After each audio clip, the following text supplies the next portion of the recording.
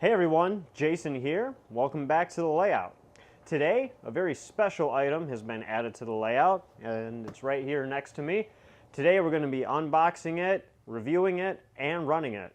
And as you might have guessed from the video title or the thumbnail, it is the brand new MTH Premier Nickel Plate Road number 765 Berkshire Locomotive equipped with ProtoSound 3.0, and we're going to be reviewing it today on Jason's O-Gauge Trains.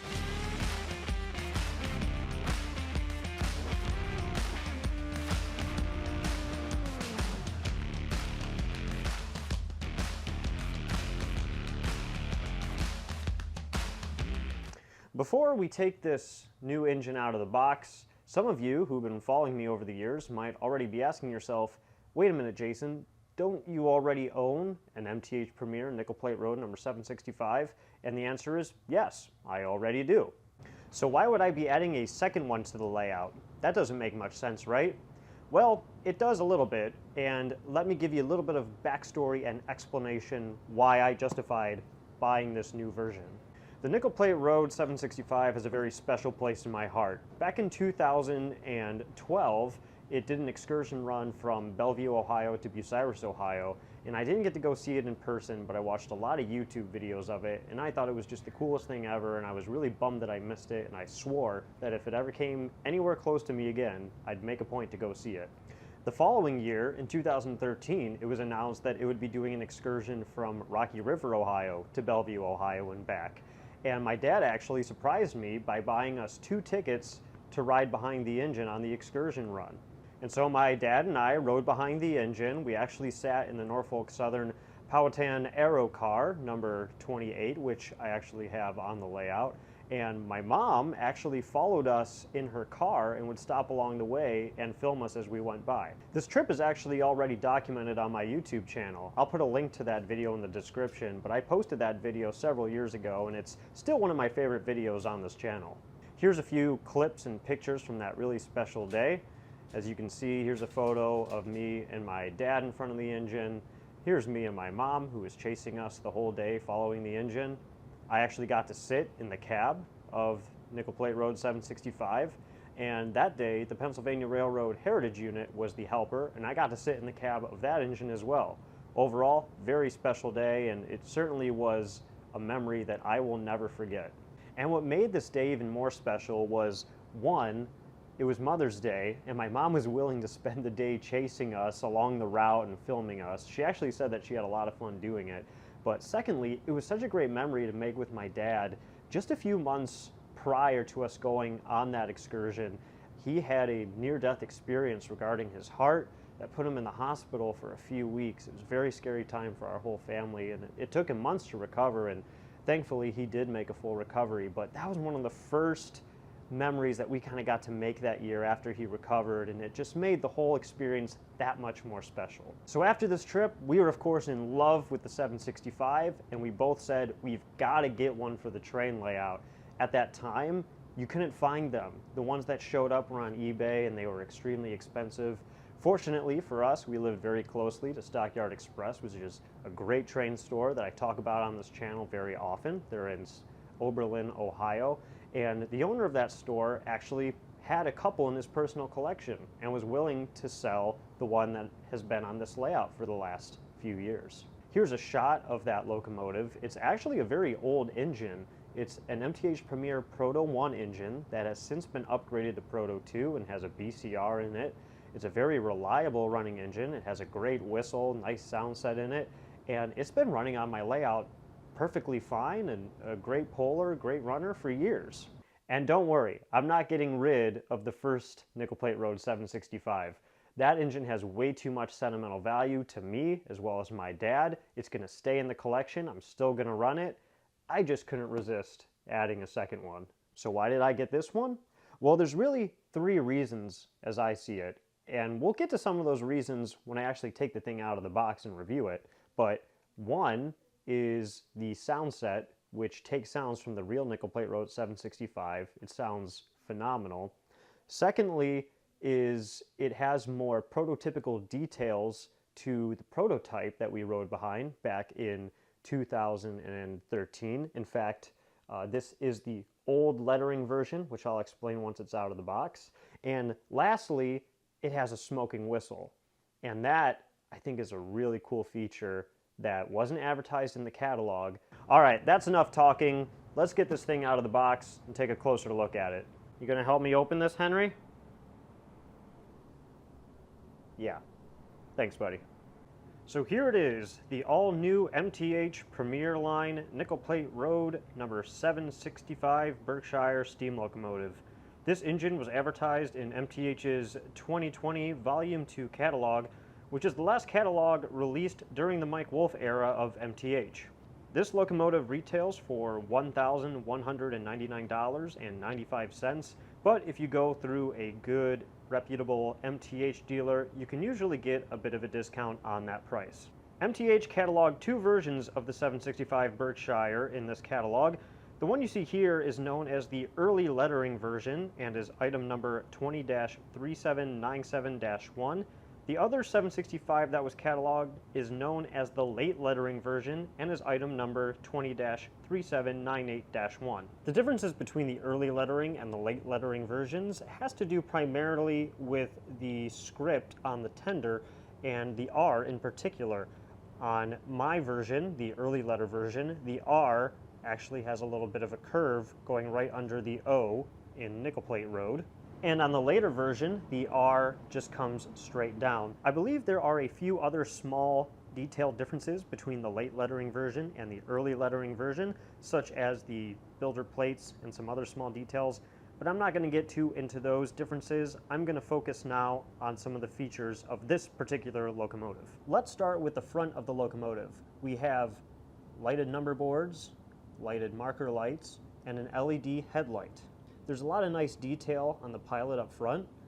Also, the builder plate is legible, and I really like the small little painted red valve that are on the side of the locomotive. Really nice, small, added touch of detail. And since we're looking at the front of the locomotive, and I know I'm going to be asked this question in the comments, this locomotive only has a single LED headlight as opposed to having an additional Mars light on the front. And there's a reason for this. The actual prototype that this is based off of from the early 20-teens only had a single headlight. And again, that's what this model is based off of. It's actually one of the reasons why I wanted this model so badly, because when I rode behind the 765, it only had the single headlight. One downside that is worth mentioning is that the headlight itself does not have a headlight shroud or a hood over the top of it. The prototype has that headlight, hood, and so have the MTH models in the past. This one does not have it, which isn't a deal breaker, but it's a little bit of a bummer. I could always add one later or swap out the headlight. Not a big deal for me, but I thought it was worth mentioning for all of you rivet counters out there. Here's a nice side profile shot of the locomotive. I like that MTH did the white stripe going down the side as well as doing the white wall wheels just like the prototype. Really nice drive gear detail. And it's also worth mentioning that one thing that this engine has that my Proto 1 version does not have is the cable that connects the whistle to the cab. That's what runs along the top of the engine right here. Now let's get to one of the coolest features of this locomotive, and that's the smoking whistle. This is a feature that was not advertised in the catalog and was kind of a thrown-in added bonus for those of us who got this engine.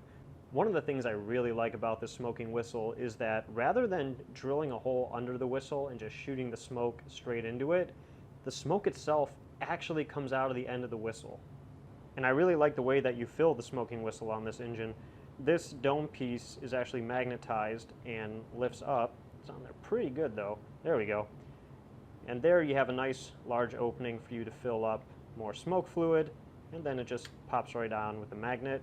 You can't even tell that it pops off. Before we move on, let me show you a quick demonstration of the whistle steam in action.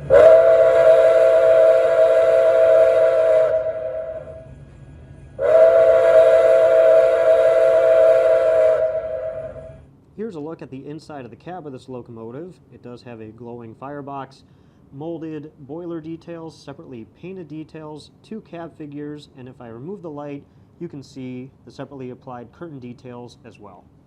The engine and tender are connected by a drawbar right here rather than a wired tether.